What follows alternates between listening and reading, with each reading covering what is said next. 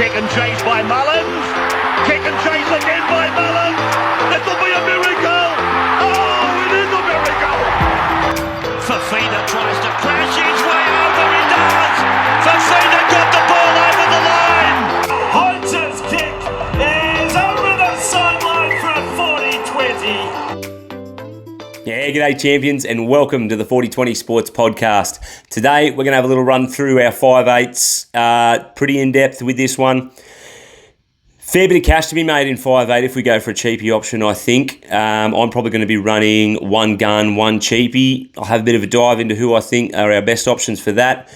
Before we start, we've started a league, the 40-20 League. We're going to do a bit of a giveaway, a bit of a merch pack, see what happens at the end of the year, but we're in talks with a bit of a designer to get like a proper logo, get it on some shirts and some hats. The league code for that is 726638. So join on, it's free. Merch pack coming your way. If you're the winner, we're going to give weekly updates on how everyone's going in that as well. All right, let's get stuck into it. First one off the list is Dill Brown, 780k, a 76.5 average from last year. Had a bit of a disruption towards the middle of the year there, being a bit of a naughty boy. He's the one I like. He's obviously the highest scoring 5/8 from last year. So it's 2 years in a row now. He's got a 70+ average over the year. So I think he's now proven himself as a bit of a gun of the Supercoach realm. Games last year, 80+ was more than half of his games that he scored last year. He got 4 100s in there. He's got that ceiling. His base is good. He tackles. He runs. So he's a bit of a no-brainer. Expensive at 780, but I think if you pay up for him, he'll not be a headache for the rest of the year. Start of the season's good. Has only 2 out of the 2 sides from the top 8 last year. One of them being Canberra, so you can count them or not. I don't think Canberra will make the 8 this year. But that second game there, Penrith at Penrith. Eagles play well at Penrith. So I've got Dillbags there, penciled in my side. And we'll go from there. Cam Munster at 728k with a 71-point average. Came out and said he was nowhere near his best last year. Still had an awesome year. They made the second week of the semi-finals. Cam Munster is an out-and-out gun. For the last 4 years, he's averaged over 70 points at that 5/8 position. So over the last couple of years, he's been the premier 5/8. I can understand going with him, but I think I'll be waiting. The first couple of rounds look pretty tricky for Melbourne. They've got Penrith, Warriors, Knights and Broncos, which apart from the Storm, that is the entire top 5 of last year. And those teams don't look like having a backward step this year. So there is a bit of an argument that he plays better against the good sides, but I think his points will be limited against those good defensive sides. So I'll be looking for him probably towards the back end of Origin. By the time you get him in round 6, if you've got Dillbags there, you sort of don't need him. Dillbags is really good coverage over the Origin period. Cam Munster, he'll play Origin for sure. So it'll just be a bit tricky when you get him in. You don't want to get him in and then 4 weeks later or 3 weeks later he's off to Origin and then you miss a heap of time with him. Next one's Cody Walker at 705k. I think he'll have a better year than he had last year. He's a little bit down. The Rabbits, they had a shocking end of the start of the year there. The last 2 years actually he's had really, really poor starts. I think, 5 or 6 games in, last year he averaged 50. And the year before that, I think it took him 9 weeks to crack the 50-point average mark. So does have a bit of a monopoly on that left-hand edge, but they seem to have gone down the right-hand side predominantly last year. That's where a lot of their points were getting scored. Their left edge is still super strong. But Latrell can sometimes take a lot of Cody's points there. The attacking stats, that is. Away from him, he chimes into the back line out on that left-hand side. So yeah, I'm going to avoid Cody Walker just because he doesn't have that base. His upside's phenomenal. We know he can go nuclear, but I'm going to give him a miss because I'm just a bit worried about the low games being low. Next one's Cody Nikorima at 592k. Had an awesome year last year, especially towards the middle and the back end of the year, where he was in the halves and played a little bit of fullback, which he scored a lot of points in fullback. I think he's a trap. I think he'll be their 14. I think Isaiah Katoa and Sullivan will probably be the halves. If he is in the halves, he's probably worth a look, but I just don't know if he gets a role there. Tommy Dearden's the next one at 592k. His average for the season was 58, but those scores are massively inflated. He had a 3-week run of 118, 95, 179. You take those 3 games away, he's in for a 47 average over the year. He could be a bit overpriced. Maybe something to do with him being named captain. Gets him a little bit more involved. Maybe they take a little bit of ball away from Townsend, but even then, I'm not really sure. Townsend still commands a lot of ball. So Tommy Dearden's got an awesome running game though. So if he does find, if that Cowboys forward pack does find themselves getting the go forward that he needs, he can have a good season off the back of them. I think the Cowboys were a bit poor last year, obviously compared to the year before, but I've had a look at some of their media stuff that they've released, and the boys up there look like they're sweating it out. They're having a massive preseason, so one to watch, but yeah, I think he's a bit overpriced. Jerome Luai at 590k really struggled last year without Kickow, I think. Not in a football perspective. Football, Luai's still awesome, but just missing the big fella out on the left-hand side there. He had, when you replace Kickow for Garner at the start of the year, there's always going to be a few teething issues. Kickow is a premier second rower. Garner, in and out of first grade a little bit this year, came from the Tigers. We all thought he was going to be a sure thing last year, but not to be. He does have Scotty Sorensen out on that left-hand edge. Their combination towards the back end of the season, before Luai got injured, was going really, really well. Sorensen was getting a lot of good points in there, but I just feel without that big body of Kickow, he may struggle to get a few cheaper Supercoach attacking stats. So not for me, Jerome Luai. Maybe next year at the Tigers he'll be worth a look. Matty Burton, dual position, 586k, 57-point average. I covered him in our halves talk. If he does get that 5'8 spot, there's a few whispers on social media that he may be going into the centres. He's came out and said he'll play whatever position is best for the team. A bit scary considering that they've signed a lot of utilities for the year. Drew Hutchinson's come out and said he wants that half spot. So yeah, it'd be interesting to see what they do there. But if he does get that 5'8 spot, he's got a bit of real estate outside him. He'll have Kickow, Addo Carr, Bronson Jerry, Blake Taff. If not Blake Taff, then Angus Crichton, Stephen Crichton. So there's a lot of strike there with him. A bit of a question on will he get the kicking duties or not? Not sure. Crichton comes in as a pretty formidable kicker. I think Burton will get the kicking duties, but if he starts to kick a little bit poorly, Crichton is a hell of a replacement and he could steal that spot off him. Luke Brooks, another duel, 560k, 54-point average from last year. Just surely he has a better year under Manly than he has been having at the Tigers. If people were to go there, I can understand why they would go there. Luke Brooks has got a good running game. If Ches can sort of worry about the structure of their attack and where they need to be on the field, and then he just says, Brooksy, you just fucking play. You don't worry about anything. You sort your running game out. If he works in well with Turbo, I think he's every chance of improving that. I don't think he'll get up anywhere along the elite, but 560k, mid-range price, maybe a little bit on the expensive side for a gamble, but I can understand people having a crack at it. But then again, it could also take a little time for him to warm into that. So he might be one over the Origin period. When Ches goes into Origin camp, Luke Brooks may take the reins over that side, over that stage. So I'd be more interested in him around the Origin period. Maybe he's down a little bit in price, but in saying that, he also loses Tommy Turbo in that section of the Origin period. So yeah, a bit too much of a gamble for me, but I understand if people want to have a bit of a risk, more than welcome to go there.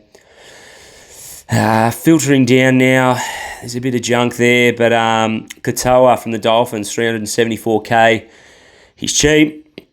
Halves always improve with their game the further on they go in their career. He's still very, very young. I hope Wayne sticks with him. I hope Wayne gives him another year and gives him the reins for another year, or a good chunk of games at least, and gives him a chance. He's an up-and-comer. He's touted as a massive, big thing. I think with that Dolphins squad, he's going to have Flegler, Herbie Farnworth. He's going to have more opportunity at getting more attacking points. Flegler's a big one up there. His go forward. He'll be the number one man up there. If Katoa can work off the back of him, halves really need a platform to work from. So that extra forward that has got that with the Bromwich brothers and Kafusi, I think if they can lay a platform for this young kid, he'll have a lot more confidence coming out of last year, and he's every option. I think he'll make money. I'm not willing to take the gamble on if he will or not. This year could be his year. Next year could be his breakout year. You sort of don't really know with these young kids, so I'm going to avoid him. I think there's better options. Aidan Caesar, look, wasn't really relative in a Raiders squad that made it all the way to the grand final. What's the chances he's going to be relevant to Supercoach for the lowly old wooden spoon Tigers? Look, he's worth a look if he kicks goals. That may improve his game by, 6 to 8 points, but then you've got to ask yourself, how many points, how many tries are the Tigers scoring throughout the year? Look, the Tigers have got a decent forward pack. We're talking about halves needing forwards to lay a platform down for them. The Tigers have got a decent forward pack. Like, if Aidan Caesar can get them rolling, like he was the main conductor of the Raiders' success when they made it to the grand final, the half back there. If he can get those big boys rolling, I think Aidan Caesar, he'll make you cash this year, so don't stress about that. It'll depend on if he's kicking goals or not, will determine how much cash he'll make you. So I think, look, if you're looking to make cash, you want a guy that's got good job security. Aidan Caesar is a good bet, but I wouldn't be playing him. I wouldn't be playing him in your top 17 unless it was absolutely necessary. So that's another thing we've got to do with these sort of 5'8" positions, hooker position, half position, fullback position, where you've got one bench. Now that we've got the bye chucked in, it is crucial that you reserve 5'8", you reserve hooker, reserve fullback.